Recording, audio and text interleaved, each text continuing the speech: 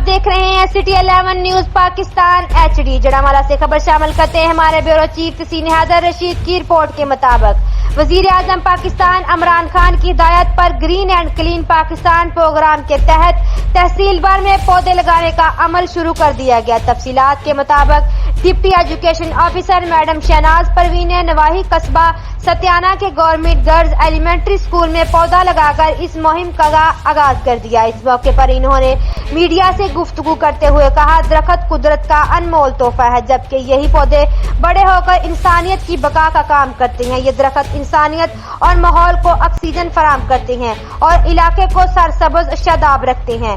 Deputy education officer Azhar Kamran Gulzar نے بھی چک نمبر 240 گابے گورنمنٹ ایلیمنٹری اسکول میں اپنے دیگر ساتھیوں کے ہمراہ پودا لگا کر شجرکاری مہم کا آغاز کر دیا۔ اس موقع پر ان کا کہنا تھا، جانداروں کی بقا میں درختوں کا اہم کردار ہے۔ ہمیں چاہیے کہ وطن عزیز کو درختوں کے ذریعے سرسبز شاداب کریں۔ ہر شہری کا فرض بنتا ہے کہ وہ آلودگی کے خاتمے کے لیے زیادہ سے زیادہ درخت لگائیں۔